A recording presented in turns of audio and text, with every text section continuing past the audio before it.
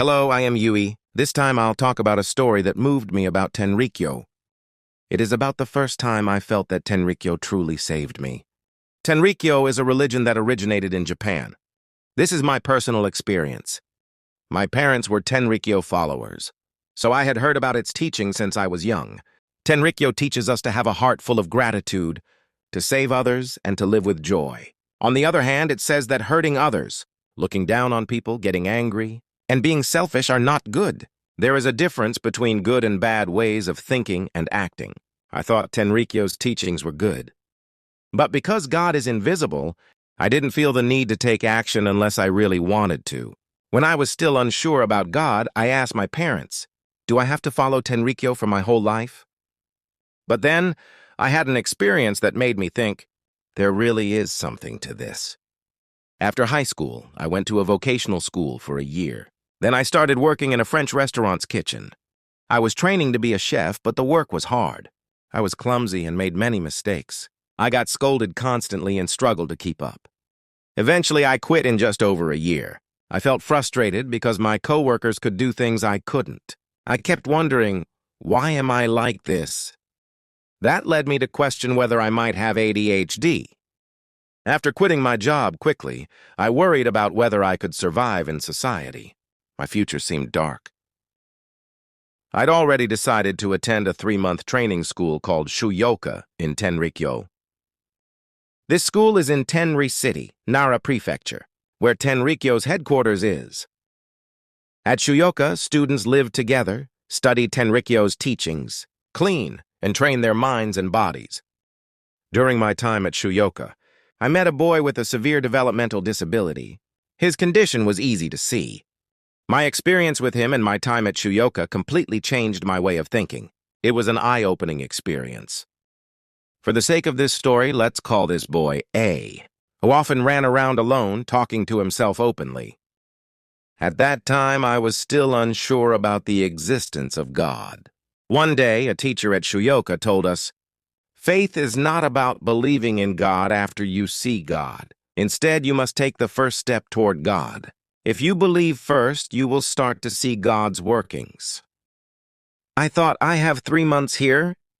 Since I had struggled with work before, I decided to sincerely pray for A. I wanted to see if something good would happen to him. It was like a small experiment. Up until then, I had heard in Tenrikyo's teachings, if one has a sincere heart and prays to God, any illness can be healed. I wanted to see if this was true. Since we had the opportunity to visit the main shrine of Tenrikyo every day, and since A was in my class, I spent all my time with him, guiding him and taking care of him. Every day I prayed Osazuke, a healing prayer for A. I also did creating the divine order, which means doing good things to bring joy to others, so that these good actions might bring God's help to A. I gave my time and effort to save him. After doing this for a month, something new came to light in the second month. I found out A's home environment had issues. His grandmother was a Tenrikyo follower. She sent him to Shuyoka because his home life was bad. But if A went home, his situation would not improve. I prayed for A every day, so I felt strongly we needed to do something about his family. I visited A's dormitory often, and I asked the teacher if I could talk to his parents. However, there was a complication. A and I were from different Tenrikyo church groups. Tenrikyo's teachings are the same for everyone, but each follower belongs to a church group where connects back to a certain place. Since I was from a different group, it was not my place to interfere.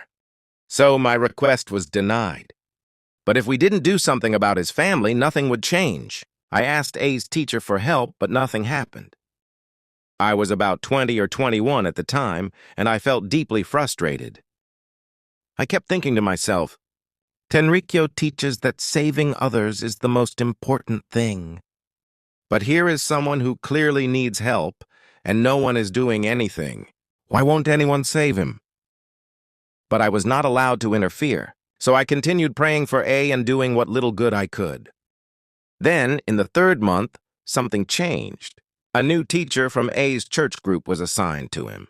This teacher carried great influence. He quickly recognized that A's real problem was his home environment, and he took action. He called A's parents to Tenri and arranged a meeting. He even allowed me to join. At the meeting, the teacher calmly explained Tenrikyo's teachings. At first, A's parents did not think positively about Tenrikyo, but after listening to the teacher, they said, "I see. So this is what Tenrikyo teaches. We will visit the church again." The meeting ended peacefully.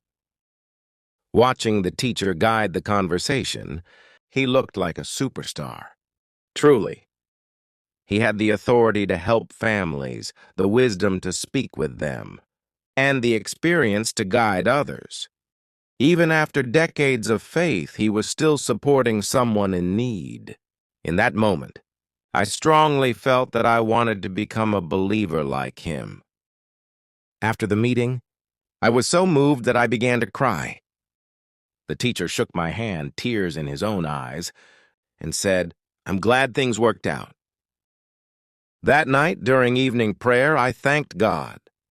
I am truly grateful for what happened with A today. As I prayed, tears kept flowing. For about 10 minutes, I could not stop crying. It wasn't about myself. I was overwhelmed with joy for someone else. I had never felt anything like that before. It was the greatest emotion I had ever experienced. I had never cried so much in my life. The next day, I shared this experience with a classmate of mine, the class representative. He had once worked as a company vice president before retiring.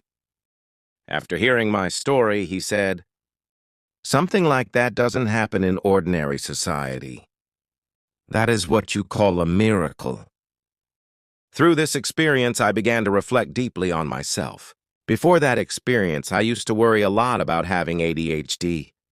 But in that moment, I realized something. It didn't matter at all. In fact, I felt grateful that I had gone through those struggles. Because of my own difficulties, I was able to understand A and support him sincerely. If I had never struggled myself, I might have laughed at him, just like others did. That was when I realized that my hardships were actually a blessing. What I once believed was a weakness became something I could be thankful for. That realization changed my life. In Tenrikyo, we are taught, through saving others, you will be saved. By helping A, I was saved as well. I felt God's presence. I learned the joy of saving others, and my faith grew stronger. This is my story. Thank you for listening.